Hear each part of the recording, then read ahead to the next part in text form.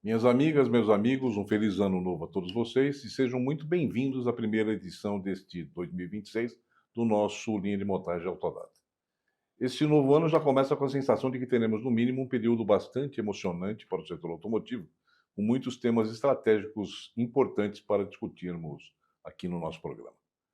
Para abrir um pouco, ou de uma maneira muito boa, esse 2026, nós escolhemos um assunto que já marca esse início de ano, que é o acordo comercial entre Mercosul e União Europeia, que volta ao centro do debate e que, na minha modesta opinião, poderá abrir importantes oportunidades para a nossa indústria automotiva brasileira. Para nos ajudar a entender melhor esse cenário, eu convidei o André Senador, profissional com longa trajetória no nosso setor automotivo. O André já atuou por muitos anos como diretor de comunicação da Mercedes-Benz e da Volkswagen aqui no Brasil e hoje vive na Europa, mais precisamente em Portugal. Nos últimos anos, ele tem se dedicado com muita força aos temas ligados à ESG e sustentabilidade, inclusive com o lançamento de um livro sobre o assunto, um ponto que, no meu ponto de vista, será especialmente relevante caso essa relação entre o Mercosul e a Europa avance efetivamente no futuro. André, seja muito bem-vindo ao nosso Linha de Montagem. Obrigado por ter aceitado o meu convite para a gente poder analisar de uma forma um pouco mais intensa essa importante questão. Muito obrigado, Márcio. Sou eu quem agradece. É uma honra, uma alegria estar aqui com você, com o seu público. E você disse aí sobre o início de 2026. Talvez a gente esteja falando nesse início de 2026 sobre 2028, 2029, com essas perspectivas que você disse que irão se abrir a partir do acordo Europa-Mercosul, não é? Muita coisa, acho que a gente pode conversar sobre como as empresas estarão se preparando ou como se devem se preparar para enfrentar esse cenário, especialmente a partir dos próximos anos. Isso é uma coisa muito importante, eu acho que isso vai abrir muitas oportunidades aqui no Brasil. Agora, eu tenho uma curiosidade, cara. Depois de uma longa trajetória que você teve aqui no Brasil, trabalhando primeiro na Mercedes, depois na Volkswagen, você está vivendo já há alguns anos lá em Portugal, né? Portanto, você teve a chance de acompanhar muito de perto o que está acontecendo com o mercado europeu, né? O que está mudando na tua visão sobre o setor automotivo, especificamente, vivendo hoje lá no velho continente? Olha, já são 4 anos que eu vivo em Portugal e acho que nesse período eu tive a chance de fazer uma observação, especialmente em relação ao seguinte. Talvez porque, por uma série de fatores, o mercado europeu, a sociedade europeia, está num grau à frente em termos de desenvolvimento, em termos de equilíbrio social, com uma proteção social maior dos países, né? Então isso faz com que temáticas como ESG, como sustentabilidade, estejam muito mais focadas na questão ambiental propriamente do que na questão social, que é mais relevante em países como o Brasil, onde ainda estamos num estágio de desenvolvimento diferente, e com isso é necessário que as empresas, as organizações, se foquem muito no apoio à sociedade, às pessoas, a uma série de carências que precisamos superar aqui. Então, acho que talvez esse seja o ponto, para começar essa conversa, o ponto principal de diferença entre as duas regiões, né?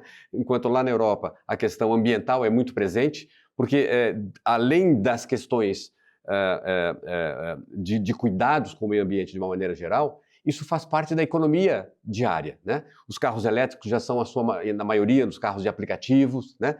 Ou você tem questões da geopolítica impactando, guerras e essas questões todas que estão acontecendo. Isso faz com que aumente o preço das energias, faz com que surjam riscos no fornecimento de energia. Então, é uma questão muito presente a questão ambiental na Europa. Talvez essa seja a principal diferença quando comparamos com um país como o Brasil, que, claro, olha com muita preocupação para a questão ambiental. O país está crescendo, se desenvolvendo, se estruturando para isso, mas talvez um estágio anterior a isso. E a partir desse acordo, eu acho que nós teremos uma oportunidade de nos aproximarmos desse nível de exigência e, portanto, a necessidade, por conseguinte, de uma preparação maior das empresas para fazerem frente a esse desafio, né? Pois é, né, cara? Na Europa, as empresas começaram a prejudicar o meio ambiente antes da gente, né? Então, existe essa consciência, talvez, de que tenha que ter uma reforma mais rápida do que a gente tem aqui hoje, né? Agora, Portugal e Espanha, tomados aqui em particular, eles têm demonstrado uma visão particularmente positiva em relação a esse acordo de livre comércio, pelo menos é o que a gente tem a impressão aqui no Brasil, né? Você teve a chance de acompanhar essas discussões de perto agora, você estava lá em Portugal. Na Europa, esse acordo é visto também como uma grande oportunidade concreta ou mais como um acordo político de longo prazo, ainda sem urgência prática?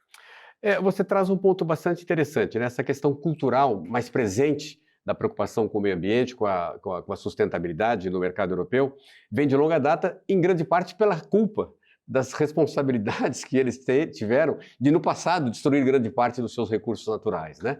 Então, essa evolução forçosamente surgiu e uma nova consciência, especialmente a partir das novas gerações, começou a emergir há alguns anos atrás e hoje coloca a Europa nesse patamar mais avançado em termos de preocupação com a sustentabilidade e, mais do que isso, né?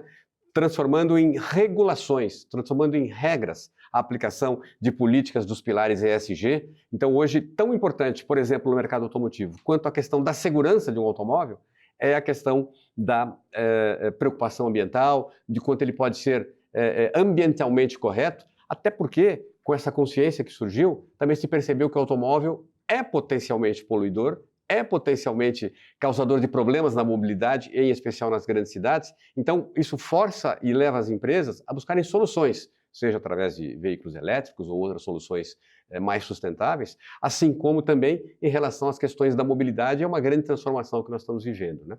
Então, acho que você coloca bem quando lembra que é uma questão cultural da sociedade europeia, né? Mas que acho também chega muito brevemente para nós aqui, já é crescente essa preocupação da sociedade aqui no Brasil, e acho que isso, a partir dessas regulações e essa integração regulatória com o mercado europeu, a partir da consolidação desse acordo, acho que pode ser uma janela de oportunidade, como você disse, né? Vai ser didático, no sentido de exigir que as empresas subam um patamar, um degrau a mais em termos da sustentabilidade, se preparem para isso. Por isso eu dizia, nós estamos chegando aqui a 2028, 2029, né? Porque é quando estarão em pleno vigor essas regulações na União Europeia e só poderá participar desse grande mercado quem estiver preparado para isso, né? Agora, quando a gente olha ali no médio prazo, né, na tua visão, quais vão ser os principais impactos negativos ou positivos para o setor automotivo, tanto aqui no Brasil como na Europa? Vou te dar alguns exemplos. Eu acho, por exemplo, que o Brasil, no longo prazo, aí, estamos falando ali já no final dos 15 anos, né, a gente deve perder talvez a produção de veículos premium aqui. Uma Audi, uma Mercedes, uma BMW, provavelmente vão querer importar veículos de lá, porque eles têm maior poder de competitividade. Por outro lado, a gente pode abrir um mercado interessante para veículos médios e pequenos, onde o Brasil é mais competitivo do que a Europa. Então, uma coisa deve compensar a outra. A gente também vai ter boa chance, talvez, com uma criação de uma política mais global de compras de autopeças. Também é uma faca de dois legumes, vamos falar assim, né? Pode ter reflexo positivo ou negativo. Como é que vai funcionar isso na tua visão? É verdade, você coloca muito bem, o global sourcing vai fazer com que uma empresa montadora de automóveis possa se servir de um fornecedor no Brasil ou ao mesmo tempo da Polônia ou da Índia, seja de onde for esse fornecimento. Então, eu acho que o grande aspecto positivo é essa abertura de oportunidades, o potencial gerador de negócios que esse mercado vai oferecer. Mas talvez aí na fronteira do positivo há também o risco, ou seja, quem não se preparar, quem não capacitar o seu parque industrial, quem não descarbonizar a sua produção, quem não se estruturar para adotar os pilares ESG de uma forma genuína, terá dificuldades dentro de muito pouco tempo. Então, eu acho que, no limite, a virtude desse acordo poderá ser essa oportunidade de ser também um fornecedor global. O mercado brasileiro, as empresas que se capacitarem, que se estruturarem, que se organizarem para esse processo, vão ter a chance de fazer parte de um fornecimento em nível global.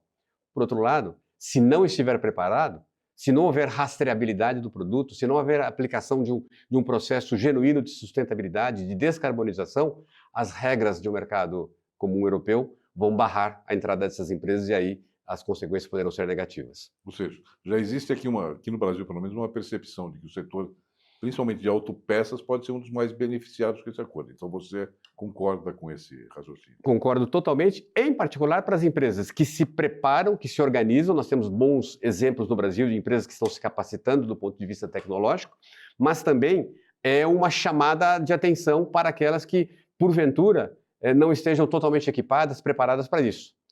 E a grande questão não se pode esperar para que essas regulamentações cheguem ao momento de serem efetivamente cumpridas para começar a se preparar, porque aí será tarde. né? Então, a hora é agora. Por isso, eu, no início disse, estamos chegando em 2028, 2029, que é quando essas empresas bem planejadas, estruturando a partir de agora, terão a capacidade de concorrer globalmente. Agora, você trabalhou muito tempo aqui no Brasil, conviveu muito tempo também com fornecedores da indústria automotiva aqui no Brasil.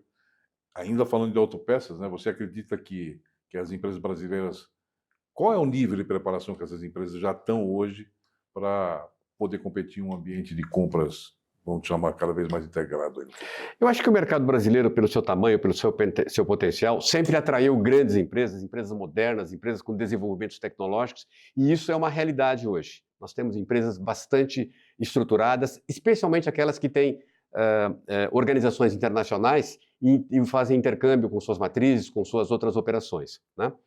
Por outro lado, há empresas que, porventura, por limitações de preço, por pressões de mercado, por pressões de custos, não tiveram oportunidade também de se capacitar tanto quanto será necessário no futuro breve, e isso talvez coloque uma questão de um desafio para essas empresas, né? Então, eu acho que o parque industrial brasileiro é de grande potencial, mas é preciso realmente avançar, né? Talvez a sustentabilidade, que até algum momento atrás pudesse ser visto como desejável, mas não como obrigatória, agora passa a ser fundamental, não apenas para concorrer nos mercados, mas para ter a reputação dessas organizações. Eu exploro muito isso no livro que eu estou lançando, né? Resultado de uma tese de doutorado que eu concluí no ano passado, justamente essa análise do mercado automotivo, mostrando que as empresas estão passando por uma profunda transformação, em especial as montadoras, mas por consequência todo o setor automotivo, toda a cadeia automotiva tem que acompanhar essa transformação para ter da sociedade, dos mercados, dos clientes, do sistema financeiro, o respeito e a reputação valorizada para poder ser um fornecedor de impacto, um fornecedor efetivo, um fornecedor que possa concorrer nesse novo mercado globalizado. Ou seja, né, essas exigências, principalmente de sustentabilidade que o mercado europeu tem hoje, né, eles podem ser um grande obstáculo para as empresas que não começarem a se preparar desde agora, possam ter no futuro. É verdade, é muito bem colocado, porque ao mesmo tempo que montadoras passaram a se preparar há algum tempo para as questões da sustentabilidade, para a questão dos pilares ESG, parte do setor automotivo, parte das autopeças acompanharam esse processo, ou estão acompanhando esse processo, mas há muito por fazer. Então, esse é o momento chave, né? A partir da consolidação desse acordo, é o momento chave para que as empresas estruturem, e a sustentabilidade, como eu mencionei antes, passa a ser uma exigência no mesmo grau que segurança de automóveis, no mesmo grau que as tecnologias de conforto, de entretenimento dentro do automóvel, com as tecnologias de desempenho, de performance. A sustentabilidade passa a ocupar um papel tão equivalente, tão importante quanto essas outras soluções tecnológicas que envolvem a produção de um automóvel, a produção das autopeças, né? De forma prática, que tipo de trabalho as empresas vão ter que fazer aqui no Brasil para poder atender essas normas e legislações europeias relacionadas a ESG e sustentabilidade? Se você tivesse hoje que aconselhar uma empresa, qual que é o caminho que você indicaria? Olha, eu, a partir desse estudo, dessa pesquisa que eu desenvolvi, eu apresento um conceito chamado uma jornada ESG de reputação. O que eu pretendo dizer com esse conceito? Que só será capaz de participar do mercado aquela empresa que estiver genuinamente integrada com as expectativas da sociedade, com as expectativas dos stakeholders, né? de gerar produtos que tenham que sejam sustentáveis, que sejam capazes de oferecer segurança ao meio ambiente, capazes de oferecer processos amigáveis ao meio ambiente e, ao mesmo tempo, integrar a sociedade a partir dessas maiores expectativas, dessas transformações sociais que esperam por mais diversidade, por maior inclusão social. Então, isso tudo será importante que as empresas possam adotar estruturas ESG genuínas, revisarem os seus processos estratégicos, incluir a sustentabilidade como um pilar estratégico fundamental das suas organizações, para, a partir disso, ter um roteiro, ter uma escala, uma régua que pode ajudá-las a sair do ponto onde estão, ter uma visão clara onde elas pretendem chegar e, a partir disso, escalonar esse tipo de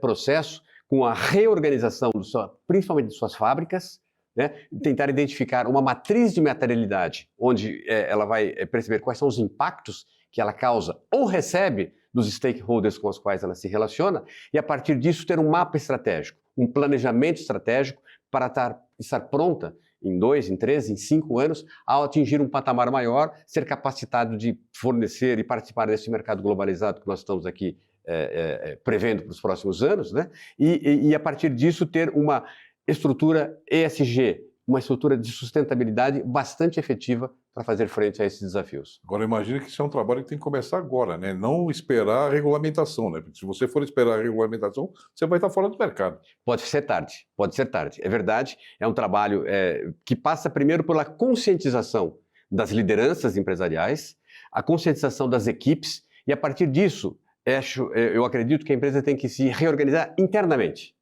Tem que revisar os seus processos internos, a sua cultura interna, para que esteja efetivamente focada na construção de sustentabilidade. Então, quando nós falamos dessa matriz de materialidade, que nada mais é do que a identificação dos impactos que ela tem e nas relações que ela promove com o seu entorno, fornecedores, clientes, órgãos governamentais, comunidades vizinhas, enfim, todos aqueles que estão sendo impactados por aquela operação daquela indústria, ela vai revisar isso, tentar entender, ouvir os stakeholders é um passo fundamental em relação a isso, entender quais são as expectativas, né? Não ser uma decisão estratégica de gabinete apenas, né? Uma decisão fechada internamente, mas que ela procure ter um radar, uma antena parabólica, procurando identificar quais são as expectativas que estão em torno delas, se organize diante disso, se organize a partir disso para estruturar processos genuinamente, eu insisto nisso, né? Porque muitas vezes uma empresa, Márcio, pode correr o risco de praticar o greenwashing.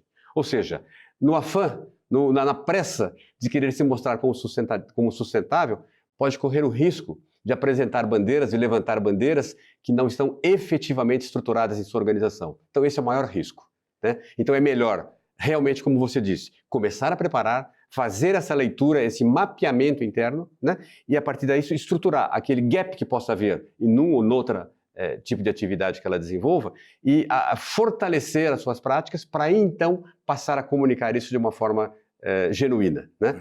Comunicação é fundamental, ela potencializa a imagem, potencializa a reputação de uma empresa, desde que seja genuína. A comunicação não constrói, a comunicação pode potencializar os aspectos positivos, né? Então, ela estar preparada a partir disso, desses pilares. E por que o ESG, sustentabilidade, por que a gente trabalha com esses dois conceitos?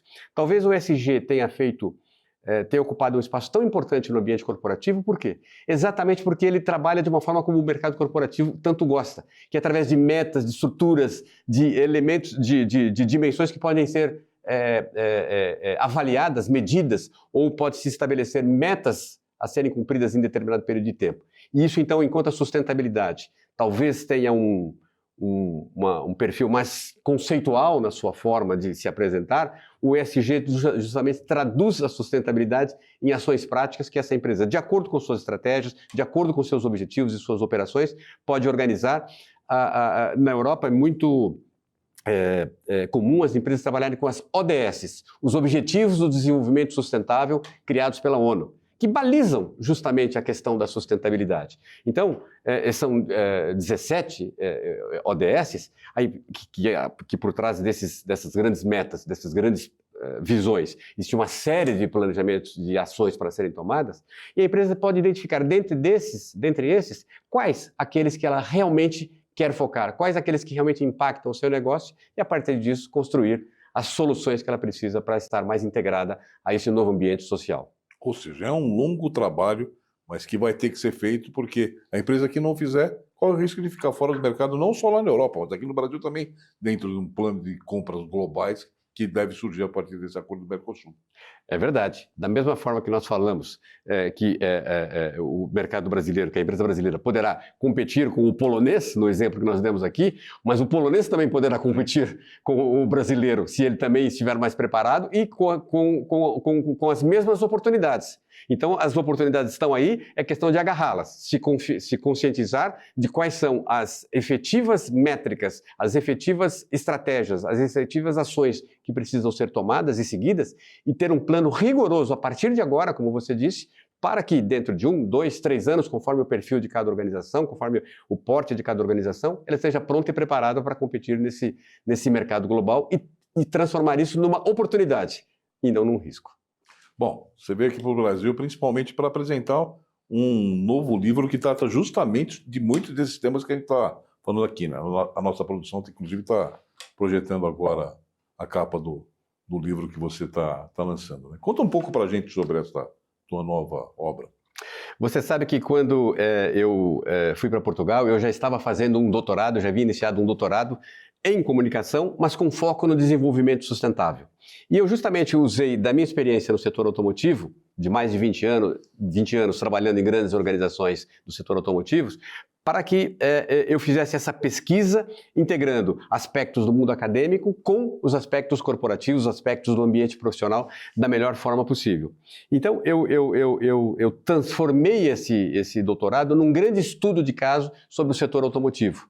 E o resultado é esse livro que está sendo lançado agora, ESG e Comunicação para o Desenvolvimento Sustentável, justamente com o objetivo de mostrar, a partir do case automotivo, como as organizações devem se preparar para estarem mais integradas a essas transformações sociais, essas novas expectativas da sociedade e as novas exigências do meio ambiente. E aí vem essa jornada ESG de reputação como um roteiro proposto de como as empresas podem fazer aquela transformação de onde estão para onde elas planejam chegar e estarem preparadas a esse objetivo, né? Agora, nesse teu livro, pelo que eu entendi, você defende que a sustentabilidade e o ESG sejam tratados como um propósito corporativo estratégico, né, das empresas no futuro, né, ou agora, né? O que muda quando esse tema deixa de ser apenas uma operacional e passa a ser orientativo para a estratégia das empresas e das marcas? Eu acho que passa pela conscientização. É o primeiro ponto. Eu trabalho muito com a ideia da sensibilização de lideranças e de profissionais, né? Muitas vezes, uma empresa é bem-sucedida, tem bons resultados e acredita que ela pode continuar da mesma forma. Talvez isso não seja exatamente verdade. Talvez seja um momento de uma reflexão, uma revisão estratégica, e a sustentabilidade não pode ser vista mais como algo desejável, algo importante. Não, é algo fundamental e parte integrante da estratégia da organização. Tão importante quanto os seus objetivos comerciais, os seus objetivos tecnológicos, tem que ser os seus objetivos para a sustentabilidade. Ela é parte integrante da estratégia de uma organização e só estarão preparadas para vencer nesse mercado que nós estamos imaginando para daqui a alguns anos, aquelas que tiverem genuinamente se integrado às expectativas sociais, às necessidades do meio ambiente, para cuidarem, primeiro, de sua reputação, de sua própria imagem, para estarem preparadas a continuarem operando. Aquele conceito de licença social para operar passa muito pela sustentabilidade. As empresas que não estiverem aptas, não estiverem atendendo aos preceitos da sustentabilidade, começarão a ser canceladas, não só por clientes, não só pelo mercado, mas pela sociedade de uma maneira geral. Agora, você defende um trabalho paralelo e junto, né? De implantação da política de ESG, sustentabilidade e de comunicação, né? Se esse acordo do Mercosul e União Europeia avançar, né, quem vai correr o risco de ficar pelo caminho, na tua opinião, né? As empresas que não investirem em sustentabilidade ou aquelas que não compreenderem a importância de comunicar esse compromisso de forma consistente? E a gente não está falando só do setor automotivo, né? Acho que a gente está falando de tudo. Até a agricultura entra nessa história.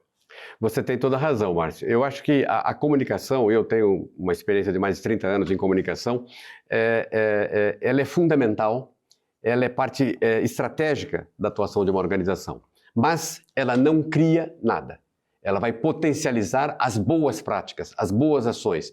Quando a empresa fizer aquela revisão interna, reajustar a sua visão estratégica, integrar a sustentabilidade de forma genuína na sua operação industrial, nas relações com seus stakeholders, aí sim ela estará pronta e tiver criado uma cultura interna em que seus próprios funcionários acreditam e veem o que é o esforço, o trabalho que a sua própria empresa está desenvolvendo, aí sim será um momento de compartilhar com os seus stakeholders, compartilhar com a sociedade, através de um processo de uma comunicação estratégica, o que ela está fazendo, por que ela merece continuar recebendo essa licença social para operar, porque ela está apta a atuar nesse mercado mais globalizado, mas ao mesmo tempo mais exigente do ponto de vista das regras de sustentabilidade, né? Então é isso, a comunicação legítima, genuína, a partir de práticas que efetivamente serão transformadoras e positivas do ponto de vista da sustentabilidade. E eu quero chamar a atenção para um fato, né? Nós não estamos falando de um mercadinho qualquer, né? Estamos falando, quando você junta a União Europeia com o Mercosul,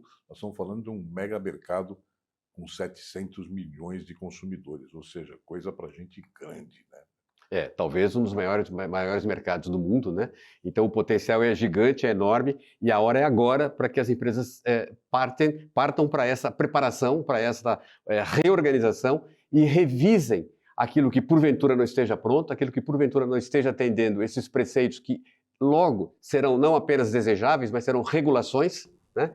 Para que quem quiser participar nesse mercado que você acaba de descrever, e seja preparado e apto para isso, e não corra o risco de ser impedido por regulações que já são conhecidas hoje, então não há por que não começar esse trabalho. Né? Isso é muito importante, porque a empresa que não se preparar, não tenha nenhuma dúvida que uma empresa vai se preparar para atender esse nicho. É verdade. E talvez, em outras épocas, em outros desafios que as empresas enfrentaram ao longo dos anos, a questão fosse mais regionalizada, fosse mais local em relação ao próprio mercado brasileiro. Mas agora não. Né? Não só um mercado desse tamanho, mas um mercado que envolve um número muito grande de países. Então, a organização coletiva desse mercado é que fará exigências, que fará determinações de regras, e não adianta esperar que haja alguma benesse, algum favorecimento, algum atraso dessas aplicações dessas regras. Porque até na Europa houve essa necessidade de algum ajuste de prazos, mas elas estão aí com data marcada para começar nos próximos anos. Né? Beleza. André, quero te agradecer muito por você ter aceitado esse nosso convite aqui para a gente discutir esse tema, que é tão importante não só para o setor automotivo brasileiro, mas eu acho que para a economia brasileira como um todo. Né?